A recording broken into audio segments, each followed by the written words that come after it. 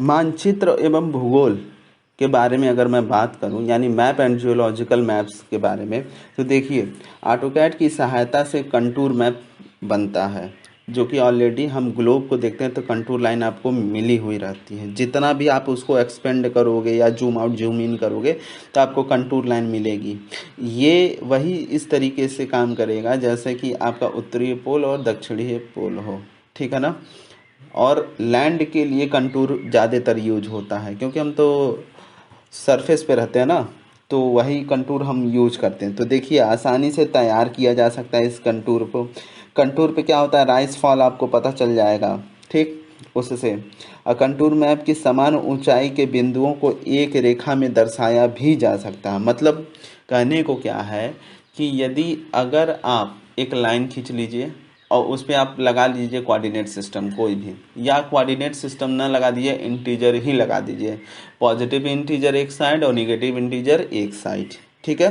तो positive integer में क्या होगा कि अप साइड को आप पॉजिटिव दिखा रहे हैं और डाउन साइड को क्या दिखा रहे हैं, निगेटिव दिखा रहे हैं। तो उसमें होता क्या है कि आप एक लाइन खींचे और दिखा रहे हो कि सरफेस का कोई एक लेवल मान लिए, उस सरफेस से जो कि सी लेवल से आप उसको मेज़र कर रहे हो, तो उस सी लेवल के रेफरेंस पॉइंट से कितना ऊपर है और सी लेवल के रेफरेंस पॉइंट से वो कितने नीचे है। जैसे मेट्रो जब इंस्टॉल करते हैं तो हमें इसी चीज़ की ज़रूरत पड़ती है, ठीक है, ताकि हमें ये पता चल सके कि हमको ज़मीन की गहराई में कितनी जानी है। सबसे बड़ी बात तो ये है, ठीक। उसके साथ साथ कंटूर रेखा इंस्टॉल करने के साथ साथ हमें ये भी ध्यान देना पड़ता है कि मिट्टी किस क्वालिटी की है, मतलब सॉइल, और सॉइल में मिनरल्स कौन कौन से हैं, ठीक है, उसका जल स्तर क्या होता है। तब जा कर के आप मैप को आसानी से ड्रॉ कर सकते हो ऑटोकैड पे। ये दो तरीक़ों से होता है, एक ऑनलाइन होता है प्रोसेस और एक मॉडिफाई प्रोसेस होता है। मॉडिफाई प्रोसेस ऑफलाइन भी होता है, जिसके डाटा के एनालिसिस के आप जो डाटा एनालिसिस किए रहते हो उस डाटा को देख करके आप बनाते हो वो डाटा किस सन में लिया गया था और उस वक्त खगोलीय स्थिति जो हमारी है, मतलब ज़मीन की, वो क्या है, क्योंकि टेक्टोनिक प्लेट्स तो हमेशा बदलते रहते हैं ना, तो इन चीज़ों को भी हमें ध्यान देना पड़ता है। अब बात करते हैं डिफेंस के लिए, डिफेंस एप्लीकेशन यानी सैन्य उपयोग। तो देखिए ऑटोकैड की सहायता से कंटूर एक नक्शे से बना करके बहुत सी उपयोगी जानकारी हासिल किया जा सकता है और करते भी हैं। लेकिन हवाई सर्वेक्षण में यानी एरियल सर्वे में उपयोग जो हमारे दुश्मन जो मतलब जो उपयोगी चीज़ होते हैं जो दुश्मन से बचने के लिए किया जाता है, जिसके लिए एनिमी बंकर का हम बनाते हैं और उसकी पोजीशन को छुपाते हैं, ठीक है। तो ये भी ऑटोकैड के ही थ्रू होता है, समझ रहे हैं बात। अब अंतरिक्ष की बात करें यानी स्पेस, तो देखिए स्पेस क्या है कि उपग्रहों की, देखिएगा जब आप यूनिट डायमेंशन सेट करते हो तो मैंने क्या कहा था, लाइट ईयर, ठीक है ना, लाइट ईयर। लाइट ईयर के भी बारे में मैंने आपको बताया था कि लाइट ईयर कहाँ तक आप कर सकते, तो सोचिए ना 1 लाइट ईयर बराबर कितना होता है, ठीक है। उससे भी लाइट ईयर से भी बड़ा उसमें पैरामीटर है, वो भी देखिए। ये सारी चीज़ें आपको मिलेगा। तो देखिए स्पेस में भी जो हम यूज करते हैं, ठीक है, एक उपग्रह के द्वारा भेजे गए चित्र की जानकारी जो होती है, जैसे फोटो होता है ना, वहाँ से जो कैप्चर किया जाता है जो कि फोटोन के रूप में हमें मिलता है, ठीक है, उस चित्र को एनालिसिस करने के लिए भी हमें ऑटोकैड की सहायता लेनी पड़ती है और उससे एक नक्शा तैयार होता है। क्योंकि राइस फाइल की जानकारी हमें दे देता है वो उभरा हुआ है कि गड्ढा है, समझ रहे हो। तो ये हॉरिजेंटल वर्टिकल प्लेन पे दोनों ही होता है, ठीक है, परतों की हलचल भी बताता है। ये सारी चीज़ें स्पेस सर्वे के थ्रू ही होता है, जो कि ऑटोकैड एक बेस्ड है। अब इंटरटेनमेंट की बात करें यार, इंटरटेनमेंट में देखिए सबसे बड़ी बात है फिल्म की सेटिंग हुई, फिल्म का एनिमेशन तैयार करना हुआ या कार्टून हुआ या लाइव मॉडल भी तैयार करते हैं, ठीक है, सिनेमा देखते हैं, वर्चुअल और रियल दोनों में ही आपका ये काम आता है, ठीक है। अब बात करते क्या है कि ऑटोकैड का लाभ। तो देखिए ऑटोकैड के लाभ में क्या है कि दो तरीके के, पहले है तो हम एरर के बारे में बात करेंगे, जैसा कि मैंने इससे पहले भी बताया था। देखिए दो एरर होते हैं, एक होता है क्या प्राइमरी एरर, एक होता है सेकेंडरी एरर।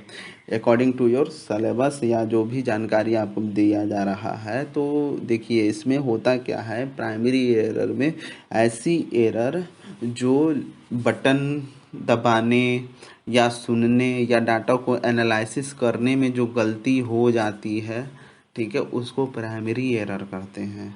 सेकेंडरी एरर वो होती है कि जैसे कंप्यूटर से रिलेटेड कॉन्फ़िगरेशन सेटिंग, ठीक, वर्जन प्रॉब्लम, ठीक, कैड के फाइल को सेव करते हुए जो दिक्कत हो जाती है, पता चला आपने बनाया है 2018 वाली कैड फाइल और जिसको भेजा है उसके पास 2007 है, तो जनरेट ही नहीं होगा, होना ही नहीं है।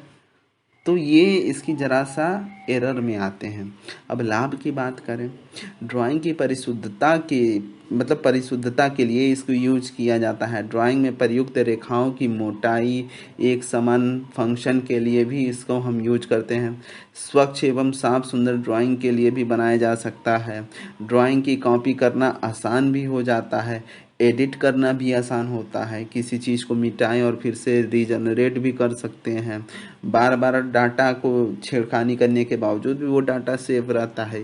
एक जैसे सुधार करने के बाद भी एक अलग अपना फाइल तैयार कर सकते हैं एज अ टिप। दूसरा, ड्राइंग को सुरक्षित रखना भी आसान हो जाता है क्योंकि इसमें लॉक रेल चलता है। जैसे वो ये दरवाज़ा वाला या रेलिंग वाला लॉक रेल नहीं, ऑटोकैड वाला लॉक रेल सिस्टम में लॉक कर देता है। मैंने बताया था आपको कि कैसे लॉक हो जाती है फाइल, ठीक है। ड्राइंग फाइल को पोर्ट करना आसान रहता है, पोर्टेबिलिटी रहती है, किसी भी मशीन के थ्रू हम इसको प्रिंट आउट भी कर सकते हैं, मेल के थ्रू हम भेज सकते हैं। सोचिए लंबी डिस्टेंस को कम से कम टाइम में हम भेज देते हैं, मतलब सेकंडों में भेज देंगे। मैं यहाँ से दिल्ली भेजना है, ईमेल कर दीजिए, फटाक से व्हाट्सअप कर दीजिए, ठीक है, पहुँच गया आपकी ड्राइंग। आप एक जगह बैठ करके कई जगहों को आप आराम से इसको ऑपरेट कर सकते हैं। इतनी सारी एडवांटेज हैं आपके पास। इसमें छोटे छोटे तथा बड़े बड़े साइज की भी ड्राइंग बनाया जा सकता है। मतलब आपको पता ही है, नैनो से लगाए और लाइट ईयर तक का बनाइए आप, क्या दिक्कत है। इसमें सबसे अच्छी बात यह है कि इस विधि में ना आपको पेन की ज़रूरत पड़ेगी, ना पेंसिल, रबड़, T set square, mini drafting, ठीक है, सॉरी मिनी ड्राफ्टर, ठीक है, कि इन सब चीज़ों की बिल्कुल भी आवश्यकता नहीं पड़ती है। इस विधि में जो कार्य करना आसान होता है वो आदमी के दक्षता के ऊपर, मतलब इफ़िशियंसी के ऊपर डिपेंड करता है कि वह आदमी किस तरीके से काम कर रहा है, ठीक है। कम से कम टाइम में अधिक से अधिक हम किस तरीके से इसको हम बना सकते हैं। जैसे एक फाइल है, उसी का टॉप व्यू बनाना है, उसी का सेक्शन व्यू बनाना है, उसी को फ्रंट व्यू बनाना है, तो आप कैसे दिखाओगे। तो मान लीजिए कि कोई एरिया है, आपको उसमें कुछ करना थोड़ी है, उसमें बस आपको अलग अलग बांट दीजिए कि ये एरिया है, ये डिज़ाइन है, इस पे तुम एक सेक्शन व्यू बनाओ, तुम बनाओ इसका टॉप व्यू बनाओ, तुम इसका फ्रंट व्यू बनाओ, मैं इसका इंस्ट्रूमेंटल पॉइंट बना देता हूँ।